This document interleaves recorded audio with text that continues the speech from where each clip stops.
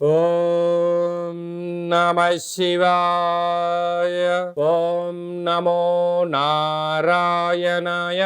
కర్మ నివారణ, సంచిత కర్మ, ప్రారబ్ధ కర్మ, ఆగమిక కర్మ నివారణ, నరదృష్టి నివారణ కాళభైరవాయ నమో నమః.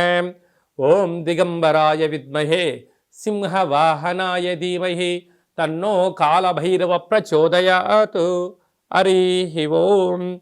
మా ఛానల్కి స్వాగతం. చూస్తున్న వీక్షకులకు, ప్రేక్షకులకు, ప్రియ కాళభైరవ భగవద్బంధులకి స్వాగతం పలుకుతూ మమ్మల్ని ఎంతగానో ఆదరిస్తూ ఉండబడినటువంటి ప్రియ సోదర సోదరీమణులకు అందరికీ, సనాతన ధర్మ సంరక్షకులకి, వీక్షకులకు, ప్రేక్షకులకు 2024 సంవత్సరంలో శేషభాగమైనటువంటి 15 రోజులకు వీడుకోల్ పలుకుతూ 2025 సంవత్సరానికి స్వాగతం పలుకుతూ ఈ సంవత్సరంలో జరిగినటువంటి అష్టకష్టాలకు, ఇబ్బందులకు, అనారోగ్యాలకు స్వస్తి పలుకుతూ నూతన ఆనందంతో 2025 సంవత్సరం స్వాగతం పలకాలను కోరుకుంటూ 16/12/2024 నుండి 31 డిసెంబర్ 2024 వరకు పుట్టినటువంటి వారందరికీ కూడా ముందస్తుగా జన్మదిన శుభాకాంక్షలు.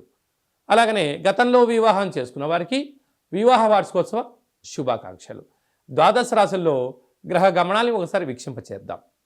వృషభ రాశిలో దేవగురు బృహస్పతి శత్రు సంచార స్థితి, కర్కాటక రాశిలో కుజ సంచార స్థితి, కన్య రాశిలో కేతు సంచార స్థితి, వృశ్చిక రాశిలో బుధ సంచార స్థితి, ధనుస్సు రాశిలో రవి సంచార స్థితి, మకర రాశిలో శుక్ర సంచార స్థితి, కుంభరాశిలో శని భగవానుడు స్వక్షేత్ర సంచార స్థితి, మీనరాశిలో రాహు సంచార స్థితితో గ్రహ గమనాలు ఈ విధంగా ఉన్నాయి. మీనరాశి వారు ఈ ఆంగ్ల సంవత్సరానికి వీడుకోలు పలుకుతూ, నూతన ఆంగ్ల సంవత్సరానికి స్వాగతం పలుకుతూ, ఏళ్లనాటి శని ప్రారబ్ధ సంచార స్థితిలో ఉన్నప్పుడు, గ్రహ సంచార స్థితి అనుకూలంగా లేనప్పుడు ఎలాంటి విధులను పాటించడం వలన ఈ అష్ట కష్టాలకు స్వస్తి పలికి అష్ట ఐశ్వర్యాల స్వాగతం పలకాలో ఈ వీడియోలో సవివరంగా సంపూర్ణంగా తెలుసుకుందాం. మీనరాశిలో ఏ నక్షత్రాలు వస్తాయనగా పూర్వాభాద్ర నక్షత్రం చివరి పదం 4వ పాదము, ఉత్తరాభాద్ర నక్షత్రంలో 4 పాదాలు, రేవతి నక్షత్రంలో 4 పాదాలు కలిపితే మీనరాశి అవ్వడం జరుగుతుంది. అలాగనే చాలామందికి పుట్టినటువంటి కాల సమయంలో డేటా బర్తులు లేనటువంటి వారికి పేరు యొక్క మొదటి అక్షరం అనుసరిస్తూ ఆ రాశిని తెలుసుకునే ప్రయత్నం చేద్దాం. ది, దుమ్, శం, ఝ, ధ, దే, దో, చా, చి అక్షరాల వారందరూ కూడా మీనరాశి జాతకులే. మీనరాశి యొక్క అధిపతి దేవగురు బృహస్పతి. వీరికి ఒకవైపు ఏళ్లనాటి శని ప్రారబ్ధ సంచార స్థితిలో ఉండడం, సంవత్సరపు ఆంగ్ల సంవత్సరంలో చివరి ఆదివారం, సోమవతి అమావాస్యతో కూడుకున్న సోమవారము, మంగళవారం అమావాస్యతో కూడుకోవడం అవ్వడం వలన, రాశిలోని రాహు ఉండడం వలన అనేక శత్రు ప్రభావాలు పొంచి ఉన్నాయి. నీటిగడ్డం, జలగండం, అగ్నిగండం, యంత్రాలతో, ఆయుధాలతో ప్రమాదం పొంచి ఉంది. కనుక ఇలాంటి కాల సమయంలో ఏకాగ్రత, ప్రశాంతంగా ఉండడం, వివాదాలకు దూరంగా ఉండడం, ఎవరన్నా ఏదైనా అన్నట్లయితే కూడా మౌనంగా దాన్ని స్వీకరించగలిగినట్లయితే మంచి ఫలితాలు రాబోయే కాలంలో ఉంటాయి.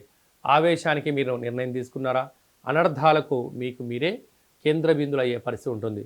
రాశిలోని రాహు ఉండడం వలన, తృతీయంలో గురు సంచార స్థితి ఉండడం వలన మీ ఎదుగుదల కన్నా మీ దిగజారుతనానికి అనేక మంది విశ్వ ప్రయత్నం చేస్తున్నారు. కనుక ఇలాంటి కాల సమయంలోనే ఓపిక, పట్టుదల, సహనం, ఆధ్యాత్మికత, ఆరోగ్యాన్ని కాపాడుకోగలగాలి అని చెప్పి కూడా గమనించాలి. సంతాన స్థానంలో కుజ సంచార స్థితి ఉండడం వలన నూతనంగా వివాహమైన వారికి సంతాన యోగం, సప్తమంలో కేతు సంచార స్థితి, భాగ్యంలో బుధుడు, రాజ్యంలో రవి సంచార స్థితి, వ్యయంలో శని భగవానుడు స్వక్షేత్ర సంచార స్థితి అవ్వడం వలన అనారోగ్యము, వాహన ప్రమాదాలు, అనవసర ఖర్చులు పొంచి ఉన్నాయి. ఇలాంటి కాల సమయంలో ఏం చేయగలగాలి అన్నట్లయితే ఒక గ్లాసు బియ్యాన్ని అన్నంగా వండి అందులో పసుపును వేసి అన్నంగా వండినట్లయితే దాని రంగు మారిపోతూ ఉంటుంది.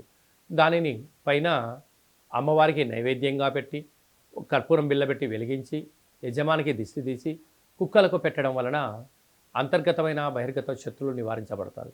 ప్రవహించే నీటిలో వేయడం వలన అనారోగ్యానికి ఆరోగ్యపరమైన దోషాలు తొలగిపోతాయి. దానము చేయడం వలన ఆనందం, ఐశ్వర్యం, ధనం మీనరాశి వారి సొంతమవుతుంది.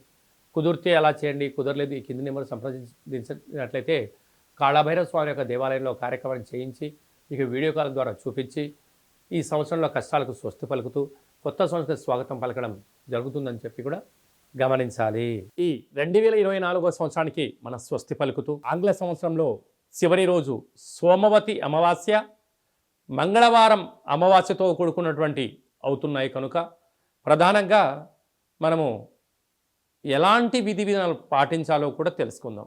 ఎందుకనగా ఇయర్ ఎండింగ్ అనగానే మనకు 25వ తారీఖు నుండి హాలిడేస్ రావడం, అందులో సంవత్సరంలో చివరి ఆదివారం, చివరి సోమవారం, చివరి మంగళవారం.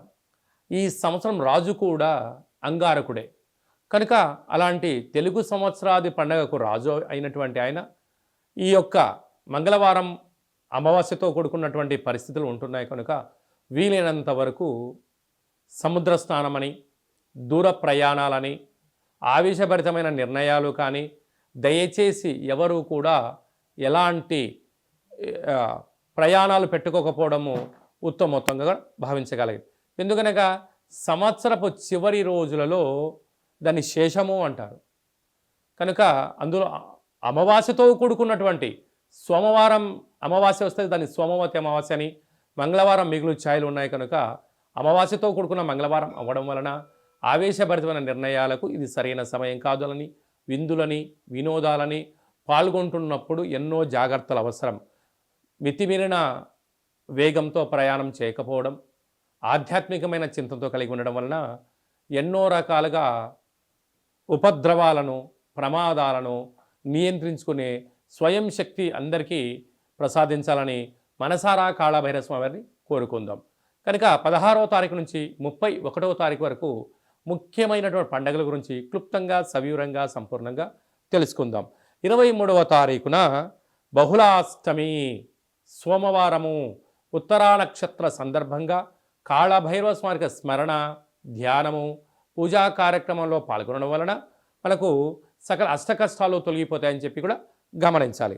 అలాగనే మనకు 30వ తారీఖు సోమవారం పూట అమావాస్య, సోమవారంతో కూడుకున్నటువంటి అమావాస్య, అది సోమవతి అమావాస్య అంటారు కనుక సకల గ్రహదోషాలు సంవత్సరంలో ఉండబడినటువంటి వాటన్నిటిని కూడా వదిలేసుకొని కొత్త ఆనందకరమైనటువంటి స్వాగతం పలకాలి అన్నట్లయితే కాళభైరవ స్వామికి స్మరణ, కూష్మాండ దీపము, నారికేల దీపము, ముడుపు, కాళభైరవ హోమ కార్యక్రమాల్లో పాల్గొని దిష్టి తీసేసుకొని కుక్కకు మహారాజు గారు కానీ పక్షిరాజవారైనటువంటి కాకికి ఆహారాన్ని పెట్టుకోవడం వలన యోగదాయకం.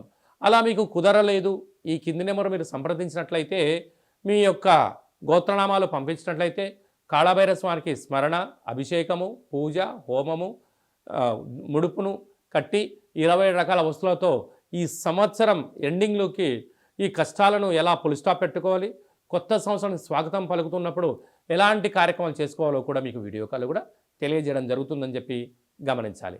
అలా ఇంకనూ మనం విజయం సాధించగలగాలి అన్నట్లయితే ఈ యొక్క పాత్ర కంచు పాత్ర అంటారు. కంచు మోగినట్టు కనకం మోగదు గదరా సుమతి అని చెప్పి మనకు సుమతి శతకంలో ఉంటుంది. మనకు రాసులు 12 ఎలా ఉంటాయో 12 రాసులను ఇందులో అచ్చు వేయడం జరుగుతుంటుంది. ఈ పాత్రను మనం ఇంట్లో పెట్టుకొని ఎలా ఉపయోగించుకోవాలో చెప్తాను, ఒకసారి వినండి.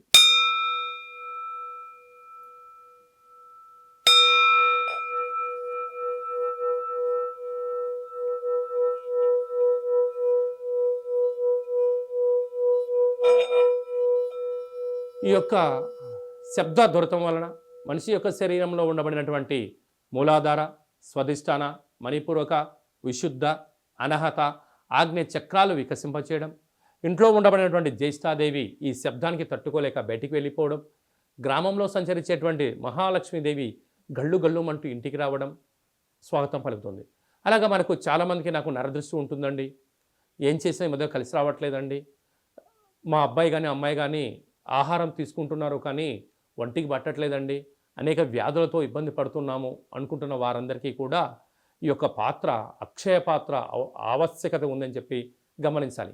మన మనసులో ఏదైతే కోరిక ఉందో వాటిని కోరుకొని ఈ శబ్దం చేయడం వలన ఆ లక్ష్మీ కటాక్షం వలన, శబ్ద తరంగాల వలన ఆ పని వశీకరణ కలిగి అద్భుతమైన విజయం మన సొంతమవుతుందని చెప్పి గమనించాలి.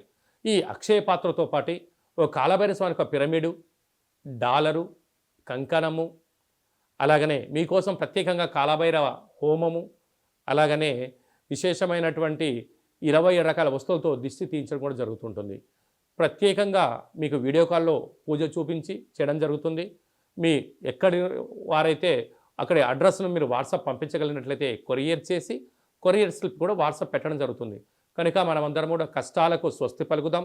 24వ సంవత్సరానికి వీడుకోలు పలుకుదాం. 2025కు స్వాగతం పలుకుతూ అందరి ఇంట్లో భైరవ స్వామి యొక్క ఆశీర్వాదం వలన ధనకనక వస్తు వాహనాలతో అద్భుతమైన విజయం కలగాలని కోరుకుంటూ ఆశీర్వచనం. అలాగనే మన వ్యక్తిగత జాతకం తెలుసుకోవాలనుకుంటున్నారా?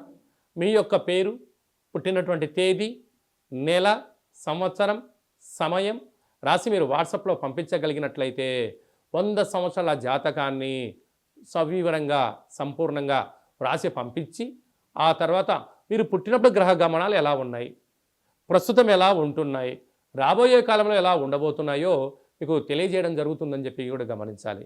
అలాగనే చాలామందికి పుట్టినటువంటి కాల సమయంలో డేటా బర్త్లు లేనటువంటి కారణం వలన మీ పేరు యొక్క మొదటి అక్షరాన్ని అనుసరిస్తూ ఆ రాశిని తెలియజేసే ప్రయత్నం చేస్తూ భూత, భవిష్యత్, వర్తమానాన్ని గవళ ద్వారా అనగా రమణ శాస్త్ర ద్వారా కాళభైరవ ఉపాసన చేత మీకు జాతక వివరాలను తెలియజేస్తూ ఎలాంటి పరిస్థితులలో ఎలాంటి పనులు చేసుకోవాలి, ఎలాంటి పనులలో మనం మౌనం వహించాలి, ఎప్పుడు కార్యక్రమాన్ని చేసుకోవచ్చు, ఎప్పుడు చేసుకోకూడదో ఆధ్యాత్మికమైన సలహాలు సూచనలు మీకు తెలియజేయడం జరుగుతుంది. కనుక డేటా బర్త్ లేనటువంటి వారందరికీ కూడా గవ్వల ద్వారా జ్యోతిషం చెప్పబడుతుంది. కనుక ఆసక్తి గలవారు ఈ కింది నెంబర్ సంప్రదించి ఆన్లైన్ ద్వారా కానీ ఆఫ్లైన్ ద్వారా కానీ ఫోన్ కాల్ ద్వారా కానీ మీకు జాతకాన్ని తెలుసుకొని మానవ ప్రయత్నం చేయండి. జాతకం అనగా జీవితంలో జరగబోయేటువంటి ప్రకృతిలో జరగబోయేటువంటివి మానవాళికి జరగబోయేటువంటి విషయాలను అమావాస్య రోజు ఏం చేయొచ్చు, ఏం చేయకూడదు, పూర్ణిమ రోజు ఏం చెయ్యాలి, ఏం చేయకూడదో తెలియజేసేదే జాతకం. కనుక అలాంటి కాల సమయంలో జాతకాన్ని తెలుసుకుందాం. గ్రహ సంచార స్థితిలో ఉండబడిన యోగాన్ని తెలుసుకుందాం. అదృష్టానికి స్వాగతం పలుకుతూ అందరూ నిండు నూరేళ్ల ఆయురారోగ్యాలు ఉండాలని కోరుకుందాం. అలాగనే మీ అమ్మాయి కానీ వివాహ ప్రయత్నం చేస్తున్నారా?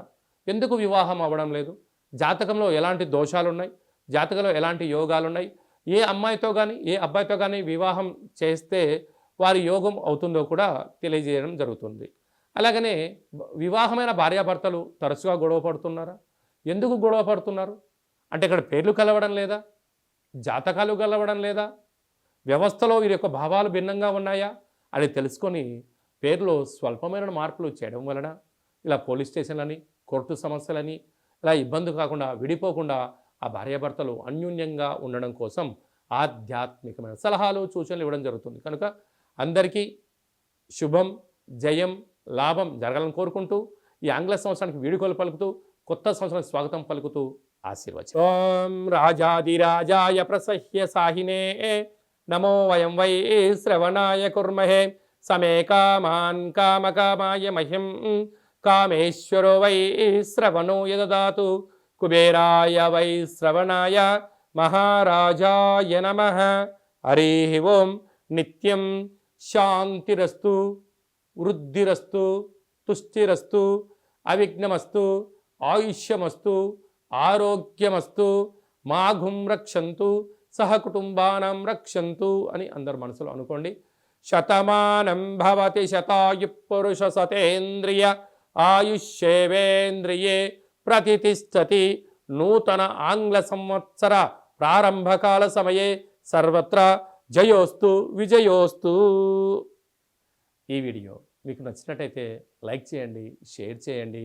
నేను చేస్తున్న ఆధ్యాత్మికమైనటువంటి వీడియోలు అందరికన్నా ముందు మీరు చూడాలి అనుకుంటున్నట్టయితే మన ఛానల్ని సబ్స్క్రైబ్ చేసుకోండి. పైన అందరికన్నా విషయ పరిజ్ఞానం తెలుసుకోవాలనుకున్న వారికి ఆలన బటన్ దాన్ని ప్రెస్ చేసి గంట సింబల్ కూడా ప్రెస్ చేయండి.